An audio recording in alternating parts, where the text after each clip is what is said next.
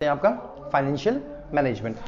Okay, तो financial management की अगर हम बात करें तो उससे पहले हम एक चीज देखते हैं कि कोई भी बिजनेस जो होता है ना वो किस लिए स्टार्ट किया जाता है। ऑब्वियसली बिजनेस का जो मेन एम होता है हमको पैसा कमाना होता है, प्रॉफिट कमाना होता है, या फिर नाम बनाना होता है, कुछ भी कह सकते हैं। लेकिन मेन जो चीज होती है बिजनेस की वो क्या होती है, आपका पैसा अर्न करना। और बिजनेस में हम करते क्या है सर, या तो सर्विस प्रोवाइड करते हैं या फिर प्रोडक्शन करते हैं, गुड्स एंड सर्विसेज का परचेज करते हैं, सेल करते हैं। इसलिए ये सारे काम करते हैं बिजनेस के अंदर में। तो उन सभी कामों को करने के लिए हमको फाइनेंस जो है वो रिक्वायर्ड होता है। फाइनेंस तो हमको चाहिए होता है कि बिना फाइनेंस के आप बिजनेस कर ही नहीं सकते हो। तो उस फाइनेंस से रिलेटेड अब फाइनेंस चाहिए हमको। अब कुछ चीजें होती है जो हर बिजनेस डील करता है। सर फाइनेंस कहां से आएगा, कितना फाइनेंस चाहिए, कहां से आएगा, और जो पैसा आएगा उसको हम कैसे लगाए कि उससे हमारा पैसा क्या हो जाए, वो बढ़ जाए। तो उसी सारी चीजों को डील करने के लिए हम क्या पढ़ते हैं, फाइनेंशियल मैनेजमेंट पढ़ते हैं। तो फाइनेंशियल मैनेजमेंट का मतलब क्या हो गया, it refers to that branch of the management which is concerned with the effective acquisition and the use of money. Acquisition का मीनिंग क्या होता है, एक्विजिशन का मतलब होता है कि कहां से हम फाइनेंस को क्या कर सकते हैं, ले सकते हैं, कहां से हम उसको अरेंज कर सकते हैं, उसका होता है एक्विजिशन करना। एक्विजिशन का मतलब लेना, कैसे पैसा हम क्या कर सकते हैं, इकट्ठा कर सकते हैं, कहां से पैसा हमको मिलेगा। और फिर यूज ऑफ फाइनेंस का मतलब क्या हो गया कि जो पैसा हमको मिला है उसको हम कहां यूज करें। क्योंकि देखो पैसा मिल गया, और पैसा मिल गया लेकिन हमने उसको पर यूज नहीं कर पाए तो भी हमारे लिए नुकसान होता है। क्यों, क्योंकि जब हम पैसे को उठाते हैं मार्केट से तो अल्टीमेटली उसकी कुछ कॉस्ट होती है, आपको उसका इंटरेस्ट पे करना पड़ता है। तो हम हमेशा ये सोचते हैं कि जब पैसा हमने लिया है तो उसको किसी ना किसी एक्टिविटी में हम लगा दे, अदरवाइज हमको पेमेंट तो करनी पड़ेगी और वो फिक्स्ड होता है, हमको करना ही पड़ता है। तो इसलिए फाइनेंशियल मैनेजमेंट हम किस लिए पढ़ते हैं, फाइनेंशियल मैनेजमेंट हम बेसिकली इसीलिए पढ़ते हैं कि हम क्या कर सकते हैं, डिफरेंट सोर्सेज के बारे में जानते हैं, डिफरेंट सोर्सेज के बारे में पता करते हैं कि हमको कहां से पैसा मिल सकता है, उसके बाद उसको यूज हम कैसे करेंगे, तो हमको जो इंटरेस्ट पेमेंट वगैरह करनी होगी, हम सब ये सारी चीजें जो होती है ना, इन सभी चीजों के बारे में हम क्या करते हैं, फाइनेंशियल मैनेजमेंट में डील करते हैं।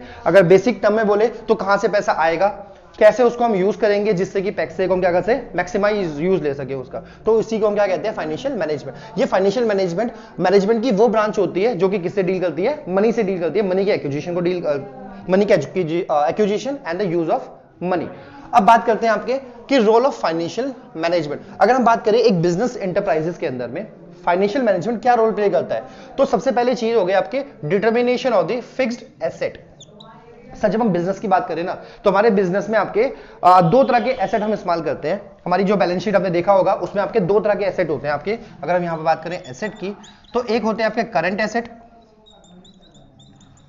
और करंट एसेट होते हैं आपके, और दूसरे क्या होते हैं आपके, नॉन करंट एसेट। अब दोनों के अपने ही प्रो एंड कॉन्स है, दोनों के अपने फायदे नुकसान है। अगर हम बात करें करंट एसेट की तो सर करंट एसेट होती क्या है, सर ये बिजनेस को रन करने के लिए बहुत इंपॉर्टेंट होती है। ये बिजनेस को क्या करती है, रन करने में हेल्प करती है। और नॉन करंट एसेट क्या होती है, बिजनेस के एक्सपेंशन में हम हेल्प करती है। क्या होता है इससे भी हमारा क्या होता है, एक्सपेंशन। एक्सपेंशन मतलब बिजनेस हमारा इससे क्या होता है, बड़ा होता है। तो फाइनेंशियल मैनेजमेंट क्या करता है, फाइनेंशियल मैनेजर की क्या रिस्पॉन्सिबिलिटी होती है, वो ये डिसाइड करता है, वो ये डिटरमाइन करता है कि हमारे पास जो भी पैसा आया है, लेट्स सपोज हमारे पास एक कंपनी ने क्या किया, किसी भी डिफरेंट सोर्सेज से लेट्स सपोज 100 CR उसने क्या कर लिया, अरेंज कर लिया। अब 100 CR को वो कैसे अपने बिजनेस में लगाएगी, कैसे फिक्स एसेट में लगा, कितने उसने लैंड खरीदनी है या कितनी मशीन खरीदनी है, क्योंकि मशीन खरीदेंगे तो उससे फर्म की प्रोडक्शन कैपेसिटी क्या हो जाएगी, वो बढ़ जाएगी, ऑब्वियस है। तो हम कह सकते हैं कि सबसे पहला काम क्या हो गया आपका, फिक्स एसेट्स को डिटरमाइन करना। क्यों डिटरमाइन करना, क्योंकि भाई इसी से फर्म की जो लॉन्ग टर्म पॉलिसीज होती है ना वो डिपेंड करती है। अगर आपने आज फिक्स एसेट पे लगा दिया पैसा तो आगे आने वाले समय में क्या होगा, इससे हमारी प्रोडक्शन कैपेसिटी जो होता है वो इंक्रीज कर जाएगी, और जब प्रोडक्शन कैपेसिटी इंक्रीज कर जाएगी तो उससे हमारा प्रोडक्शन इंक्रीज करेगा। जब प्रोडक्शन इंक्रीज करेगा तो संभावना है कि इससे हमारा सेल्स भी बढ़ेगी और इससे हमारा प्रॉफिट भी बढ़ेगा। ठीक है, ये पहला पॉइंट समझ में आ गया आपको। Second point, current asset. Sir current asset की बात करें तो क्या होते हैं, करंट एसेट मतलब वो, जैसे हम एक एग्जांपल ले सकते हैं आपके, करंट एसेट में हम डेटर बोल सकते हैं, कैश हम अपने पास बोल सकते हैं, ठीक है, और क्या हो सकते हैं हमारे पास बीआरस हो गए आपके। ये बेसिकली क्या होते हैं, हमारे करंट एसेट होते हैं। अब तो करंट एसेट को हम एक तरह से जो करंट एसेट के जो डिसीजंस होते हैं हमारे, जो करंट एसेट के हमारे डिसीजंस होते हैं उसको हम कहते हैं वर्किंग कैपिटल भी कह सकते हैं उसको, वर्किंग कैपिटल। तो हर बिजनेस चाहता है कि उसके पास एक सफिशिएंट मात्रा में वर्किंग कैपिटल अवेलेबल होनी चाहिए, कभी भी कैश आउट की सिचुएशन नहीं होनी चाहिए। जैसे फॉर एग्जांपल अगर आपको इंटरेस्ट पेमेंट करनी है और आपके पास कैश ही अवेलेबल नहीं है तो उस केस में आप अपने ऑब्लिगेशन को फुलफिल करने में क्या हो जाओगे, फेल हो जाओगे। या फिर आपको रॉ मटेरियल परचेस करने हैं, आपके पास रॉ मटेरियल भी होनी चाहिए, आपको प्रोडक्शन करना है। अगर आपको प्रोडक्शन करना है और आपके स्टॉक्स में आपके पास स्टॉक्स है ही नहीं, तो उस केस में आपका प्रोडक्शन क्या हो जाएगा, वो रुक जाएगा। तो फाइनेंशियल मैनेजर इस चीज को भी अरेंज करता है कि हमारे पास कितना करंट एसेट होना चाहिए, क्योंकि करंट एसेट का ज्यादा होना भी नुकसान है, ठीक है। इससे अगर ज्यादा होगा और कम होगा तो इससे क्या हो जाएगा, आपका इसका अंडर यूटिलाइजेशन ऑफ रिसोर्सेज हो जाएंगे इन दोनों ही केस में। तो ये फाइनेंशियल मैनेजर की रिस्पांसिबिलिटी होती है टू डिटरमाइन करना कि करंट एसेट कितने होने चाहिए हमारे लिए, क्योंकि ऑप्टिमम एलोकेशन जो होते हैं ना वो बहुत इंपॉर्टेंट होता है आपका, अगर पैसों को आपको ऑप्टिमाइज तरीके से यूज करना है। ओके, समझ आ रहा है बेटा? आगे बात करते हैं determination of the proportion of long term and short term date.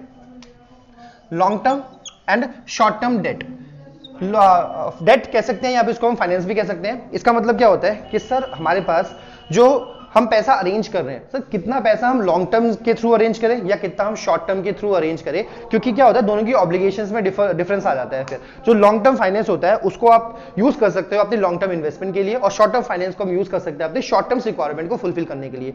तो हम कितना पैसा लॉन्ग टर्म के थ्रू अरेंज करें और कितना शॉर्ट टर्म के थ्रू अरेंज करें, ये भी कौन बताता है आपका, ये भी हमारा फाइनेंशियल मैनेजमेंट जो है वही डिटरमाइन करता है। ओके, अगर हमने डिसाइड किया, नेक्स्ट पॉइंट पे अगर आते हैं, अगर हमने डिसाइड किया कि हम लॉन्ग टर्म फाइनेंस जो है वो अरेंज करते हैं, तो सर फर्म के पास में, एक कंपनी के पास में लॉन्ग टर्म फाइनेंस के रूप में मेनली दो जो सोर्स होते हैं वो अवेलेबल होते हैं।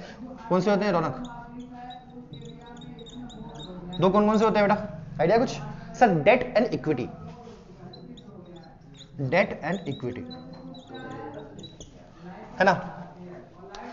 ये समझ आ रही है आपको? डेट एंड इक्विटी, सर दोनों के अपने प्रो एंड कॉन्स होते हैं। जैसे एक मैं सिंपल बात करूं, अगर जब आप डेट इशू करोगे तो डेट में आपका फायदा क्या होता है, सर डेट में हमारी जो ऑनरशिप होती है ना वो कम नहीं होती, लेकिन जब हम इक्विटी इशू करते हैं तो इससे हमारी ऑनरशिप कम हो जाती है ना। लेकिन अगर हम रिस्क फैक्टर की बात करें तो सर इक्विटी में रिस्क कम होता है फर्म के लिए और डेट में रिस्क ज्यादा होता है। क्यों ऐसा क्यों होता है? क्योंकि डेट में आपको एक फिक्स अमाउंट ऑफ इंटरेस्ट तो पे करना ही पड़ता है, वो कंपलसरी होता है, वो आपकी ऑब्लिगेशन होती है। लेकिन जब हम इक्विटी में बात करें तो ये डिपेंड करता है आपकी प्रॉफिट के ऊपर में। अगर आपका प्रॉफिट ज्यादा आता है तो आप प्रॉफिट दे सकते हो, अगर नहीं आ रहा तो मत दो। अगर आपको प्रॉफिट अभी रोकना है प्रॉफिट को, अगर प्रॉफिट को रोकना है, आपको डिविडेंड को रोकना है तो आप उसको रोक भी सकते हो, बट ये चीज डेट में नहीं होती है। तो अब कंपनी ये डिसाइड करती है कि सर कितना पोर्शन डेट के थ्रू और कितना पोर्शन इक्विटी के थ्रू हम क्या करें, अरेंज करें। ये भी किसकी रिस्पांसिबिलिटी होती है? आपकी फाइनेंशियल मैनेजर की, और ये पूरा पार्ट किसका होता है? फाइनेंशियल मैनेजमेंट का पार्ट होता है। और लास्ट में बात करते हैं determination of the various items of the profit and loss. Sir profit and loss को भी डिटरमाइन करने में ये बहुत हेल्प करता है। क्यों? क्योंकि प्रॉफिट एंड लॉस अकाउंट में जो भी आइटम्स आते हैं बेसिकली, जैसे मैं कुछ एग्जांपल ले लेता हूं, जैसे एक एग्जांपल लिया मैंने, इनको एक एग्जांपल की बात करता हूं, जैसे डेप्रिसिएशन, इंटरेस्ट पेमेंट, डिविडेंड। अब ये लेट्स सपोज इन तीनों की बात करते हैं, ये तीनों ही आपके किससे संबंधित है? सर ये आपके जो रिलेटेड है ना, ये लॉन्ग टर्म पॉलिसीज है, लॉन्ग टर्म, क्योंकि ये एसेट से संबंधित हो गया आपका, इंटरेस्ट पेमेंट हो गया आपका, डेट पे कर रहे हैं, डिविडेंड ऑफ इक्विटी की बात करें अगर, तो तीनों ही आपके किससे संबंधित है? लॉन्ग टर्म, ऐसे लॉन्ग टर्म एक्सपेंडिचर जो होता है ना उससे रिलेटेड होते हैं आपके। लेकिन सर ये तीनों ही चीजें हमारे प्रॉफिट एंड लॉस को इन्फ्लुएंस करती है। तो ये डिटरमाइन करना होता है कि हमको प्रॉफिट एंड लॉस अकाउंट में कैसे शो करना है, प्रॉफिट कितना आना है, कितना जाना है, ये डिपेंड करेगा इन्हीं के ऊपर में। तो फाइनेंशियल मैनेजर की रिस्पांसिबिलिटी होती है कि जो अलग अलग आइटम्स होते हैं ना प्रॉफिट एंड लॉस अकाउंट के, वो भी मैनेज करना होता है कि अगर वो चाहता है कि प्रॉफिट को बढ़ाना चाहता है तो इन आइटम्स का वो क्या कर सकता है, देखेगा कि उसको कितना किस किस पोर्शन में जो है वो अरेंज करना होता है। तो ये हमारे क्या होते हैं, आपके रूल होते हैं आपके फाइनेंशियल मैनेजमेंट। आगे हम बात करते हैं अगला ऑब्जेक्टिव ऑफ एफएम।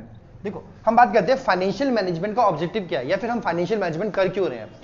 इसका सीधा सा बोले अगर हमसे, सबसे इंपॉर्टेंट जो इसका ऑब्जेक्टिव वो है आपका वेल्थ मैक्सिमाइजेशन, वेल्थ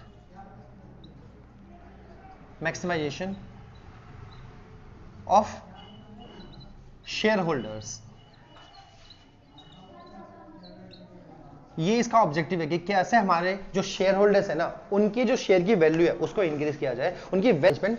तो इसका ऑब्जेक्टिव होता है wealth maximization of the shareholders, मतलब शेयर होल्डर्स के जो पैसा, या शेयर होल्डर्स ने जो पैसा कंपनी में लगाया हुआ है, उस पैसे को क्या करना, मैक्सिमाइज करना होता है। तो इसके हम देखो कैसे समझ सकते हैं इसको हम, अगर मैं बात करता हूं शेयर होल्डर्स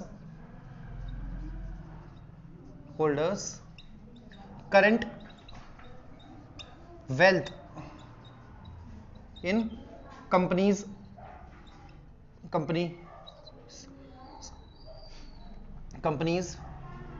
वैल्यू। अगर कंपनी की टोटल वैल्यू में अभी शेयर होल्डर का कितना पैसा लगा हुआ है, इसको हम कैसे निकाल सकते हैं? सर उसके पास कितने शेयर है, नंबर ऑफ शेयर्स इनटू में पर वैल्यू ऑफ शेयर। इससे हमको पता चल जाएगा कि भाई उसकी भी करंट वैल्यू कितनी है। लेट सपोज कोई XYZ कंपनी है, XYZ लिमिटेड कंपनी है, इसके अंदर में रोहन जो है, रोहन के पास 100 शेयर्स है और at the rate of 100 rupees, यानी कि उसके पास कितने रुपए हैं अभी टोटल, हम कह सकते हैं 100 इंटू में 100, ये हो गया आपका 10,000। यानी कि कंपनी की जो टोटल वैल्यू है, उस टोटल वैल्यू में रोहन का कितना पैसा लगा हुआ है, 10,000 लगा हुआ है, ये उसकी करंट वैल्यू है। ओके, अब मान लो कि ऐसा हो जाए कि मार्केट में क्या हो जाए, मार्केट में जो अभी जो पर शेयर वैल्यू है, पर शेयर वैल्यू है, वो आपकी भर के कितनी हो जाए, मार्केट प्राइस जो है पर शेयर वैल्यू, या फिर मार्केट प्राइस भी कह सकते हैं हम, मार्केट प्राइस आपका इंक्रीज हो गया 120 हो जाए। अब इस केस में कितना हो जाएगा उसका 100 इंटू में 120 इज इक्वल टू 12,000। तो हम कह सकते हैं देखो 2,000। इसका मतलब जब मार्केट में शेयर की वैल्यू इंक्रीज हुई तो हम कह सकते हैं शेयर होल्डर की जो वेल्थ थी वो भी क्या हो गई, बढ़ गई है। यानी कि अब टोटल कंपनी में उसके कितने रुपए हो गए, आपके 12,000 हो चुके हैं। ये कैसे हुआ, सब मार्केट वैल्यू इंक्रीज करने की वजह से, पर शेयर की मार्केट वैल्यू इंक्रीज हुई तो उसकी वजह से उसकी वेल्थ भी क्या हो गई, वो भी कंपनी के टोटल शेयर में इंक्रीज हो गई। अगर इसके उल्टा अगर ऐसा होता इंटू में 80, तो उस वाले केस में क्या हो रहा था आपका 8,000। तो यहां पर क्या हो रहा था आपका 2,000 की वैल्यू जो है वो डिक्रीज हो गई। तो हम कह सकते हैं मार्केट वैल्यू जो होती है शेयर्स की, उसके ऊपर डिपेंड करता है शेयर होल्डर्स की वेल्थ जो है वो कितनी होगी कंपनी के अंदर में। और कंपनी ये चाहती है कि किसी भी तरीके से जो शेयर होल्डर्स है ना, उनकी वेल्थ को मैक्सिमाइज किया जा सके। तो इसके लिए अब कंपनी को क्या करना चाहिए, तो सर इसके लिए कंपनी क्या कर सकती है, इसके लिए कंपनी तीन मेजर डिसीजंस लेती है। वो होती है आपका पहला ऑप्टिमम इन्वेस्टमेंट, उसके बाद ऑप्टिमम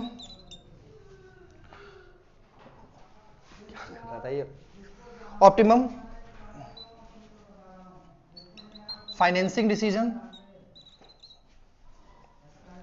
यार इंक ही चलना बंद हो गया। Optimum financing decision,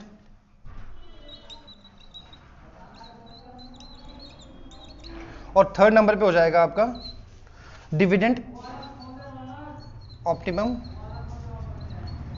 dividend decision. Okay, अब ये तीन इंपॉर्टेंट डिसीजंस होते हैं जो कि क्या करना पड़ता है, जो फाइनेंशियल मैनेजमेंट जो है वो लेते हैं। सर ऑप्टिमम इन्वेस्टमेंट डिसीजन का मतलब क्या हो गया, ऑप्टिमम इन्वेस्टमेंट डिसीजन का मतलब हो गया कि भाई हमको अपने पैसे को इस तरह से लगाना है या ऐसी इन्वेस्टमेंट करनी है जिसमें कंपनी को क्या मिल जाए, उसमें कंपनी को ज्यादा से ज्यादा रिटर्न मिले, या उनका जो प्रॉफिट हो ज्यादा। ऐसी इन्वेस्टमेंट करेंगे, इससे इन्वेस्टमेंट से क्या होगा, कंपनी का प्रॉफिट बढ़ेगा, और जब कंपनी का प्रॉफिट बढ़ेगा तो इससे क्या कर सकती है कंपनी जो है वो, कंपनी के शेयर्स की वैल्यू भी बढ़ेगी। उसके अलावा सर फाइनेंसिंग डिसीजन, इसमें क्या कर सकती है कंपनी ऐसे सोर्स को फाइंड कर सकती है जो अपने आप में क्या हो, जिसकी कॉस्ट ऑफ कैपिटल क्या हो, लो हो। यानी कि चीप सोर्सेज अगर वो ढूंढेगी तो उसको कम पेमेंट करनी पड़ेगी, तो कम पेमेंट करने की वजह से कंपनी के पास ज्यादा पैसा जो है वो रिटेन हो जाएगा। ये भी पॉइंट कह सकते हैं हम। और डिविडेंड डिसीजन में भी क्या होता है आपका, डिविडेंड डिसीजन बेसिकली रिलेटेड होता है आपका कि अपने शेयर होल्डर्स को कितना पेमेंट कर रहे हो, वो भी ऑप्टिमम होता है। क्योंकि कंपनी अगर उनको ज्यादा पे कर रही है तो कंपनी के पास कम पैसा बचेगा, और अगर कंपनी कम पे कर रही है तो शेयर होल्डर्स का जो ट्रस्ट है वो थोड़ा सा कम होता है। तो कंपनी क्या करती है, ये भी डिसीजन इस तरह से लेती है कि जैसे हम क्या कर सके, कंपनी के पास ज्यादा से ज्यादा पैसा जो है वो रह जाए जिससे आगे वो इन्वेस्टमेंट कर सके। इसका एक ऑप्टिमम निर्णय होना चाहिए, ऑप्टिमम डिसीजन लेना चाहिए कि ना ज्यादा वेस्ट हो जाए पैसा और ना ही कम पड़ जाए पैसा, ना आप ज्यादा खर्च कर दो ना ही कम पड़ जाए पैसा। तो ऐसे क्या करते हैं, इसको हम ऑप्टिमम बोलते हैं आपका, यानी कि एकदम परफेक्ट डिसीजन आपको इसमें लेना होता है। तो हम कह सकते हैं वेल्थ मैक्सिमाइजेशन होता है आपका, कि वेल्थ मैक्सिमाइजेशन में कंपनी क्या करती है, अपने शेयर होल्डर्स की वेल्थ को बढ़ाने की कोशिश करती है। उसके लिए हम देखते हैं कि अभी प्रेजेंट में एक फॉर्मूला है हमारे सामने, जिसके थ्रू हम देख सकते हैं कि जो शेयर होल्डर्स है उसका टोटल कितना पैसा है कंपनी की टोटल वैल्यू के अंदर में। यहां पर हमने एग्जांपल लिया था।